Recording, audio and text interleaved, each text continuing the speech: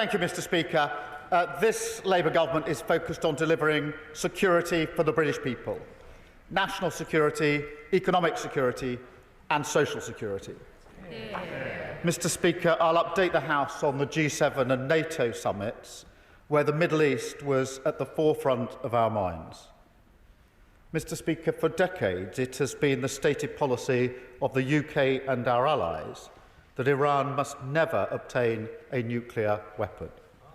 No one who cares about the security of our country or the future of the Middle East could live with that eventuality. For decades we have worked to prevent it, and on Saturday night the US took a big step towards resolving that threat. Mr. Speaker, there is now a window for peace. We urge Iran and Israel to honour the ceasefire and seize this opportunity to stabilise the region. That is our priority, to get Iran back around the negotiating table with the US.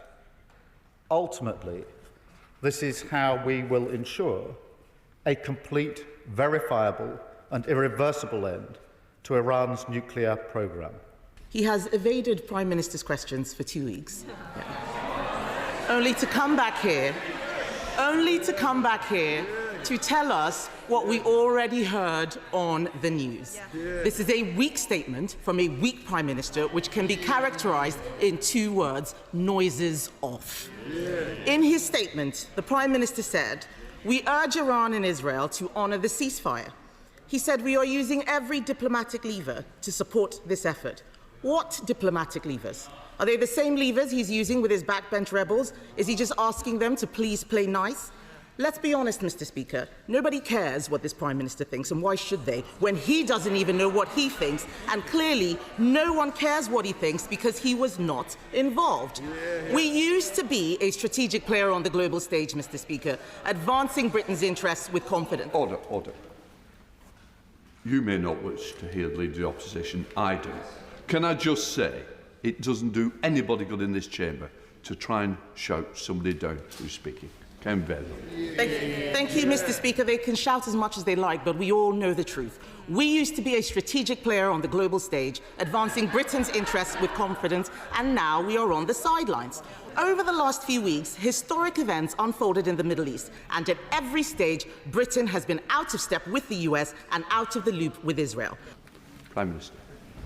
Mr. Speaker, we live in more volatile times than many of us can remember, with conflicts in many parts of the world that are evolving in a very fast and dangerous way.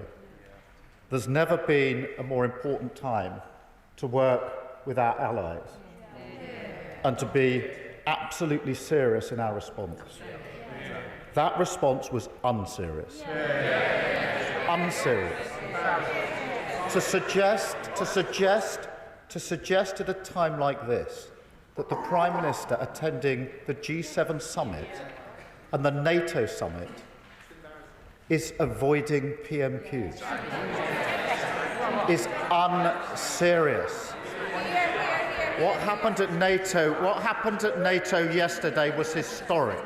It was very important at a time like this that NATO showed unity and strength with a commitment to the future, not just to the past. That took a huge amount of work with our allies over the last few days and weeks. We have been centrally involved in that, crafting the final outcome, and we were recognised as having done so. I'm proud that we helped put that summit into the right place yesterday, and the world emerged safer as a result. And that was the unanimous view of 32 allies leaving NATO yesterday. For the Leader of the Opposition to belittle it just shows how irrelevant she and the party opposite are becoming. They used to once be serious about these issues. They used to be capable of cross-party consensus, and all of that is slipping away. We've led on Ukraine, 3 trade deals, and she talks about the prospect of US attack. She must have overlooked the fact that on Tuesday, when I returned from the G7, the first thing I did was go straight into a COBRA meeting to plan for all contingencies, including a possible US attack on Iran. And I'll tell her why I did that, although we did offer Privy Council briefings, so she knows this. We have military personnel co-located in nearly all the bases across the Middle East. And therefore, I was extremely concerned to ensure that immediately on my return, I took every step to ensure I had the highest levels of assuredness that we had the preparations in place to keep our people and our assets safe should the need arise. So far from being blindsided, we were planning through last week. We were talking to the Americans. We were put on notice about everything that they did. She simply doesn't understand the nature of the relationship at that level. See, the Iranian regime has long presented a threat to the United Kingdom. As the Prime Minister and I have both experienced, our security services have foiled almost 20 Iranian-backed plots here at home.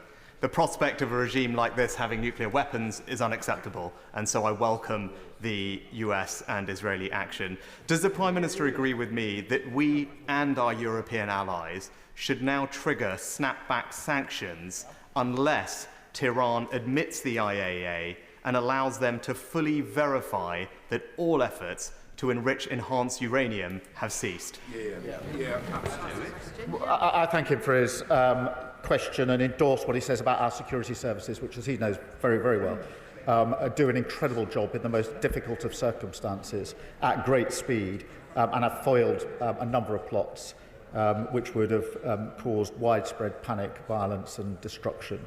On snapback, thank him for raising this. That is a consideration that we are discussing with our allies. I do think that it has to be part of the pressure that we apply. Exactly when and how snapback is applied will obviously be a question of discussion, but he's absolutely right to say that is the very discussion we should be having at the moment. I thank him.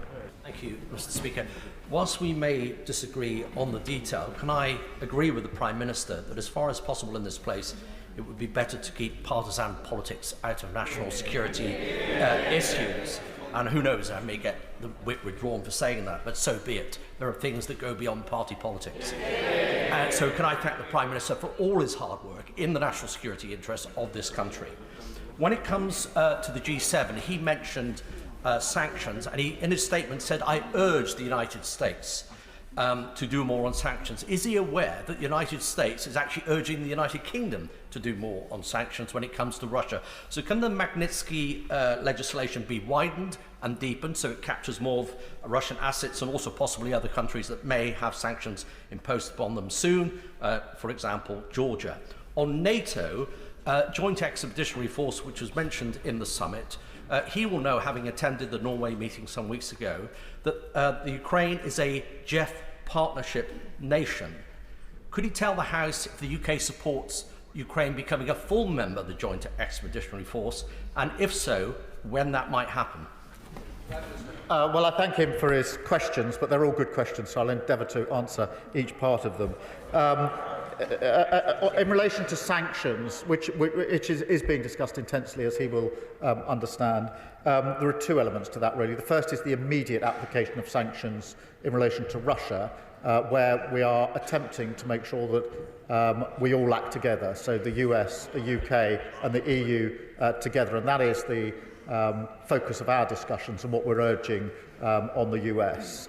He will know there's a piece of legislation in the US which is ready to go and needs to be coordinated with what we're doing. On the longer term, I think we need to look always at whether there's more we can do within the framework on sanctions, and we can discuss that in this House. On the important point he makes about Ukraine and Jeff, we've been a leading advocate of Ukraine having a bigger role or having a role in Jeff, and Ukraine already has enhanced partnership with the JEF, and that's the first of its kind. That was at the last JEF meeting that we had in Norway just a few weeks and months ago, and we were one of the leading nations pushing for that greater involvement. We'll see over time whether that can be taken further, either with JEF or with NATO, obviously, but it was an important first step, and not only a reflection for Ukraine, but also a message to Russia.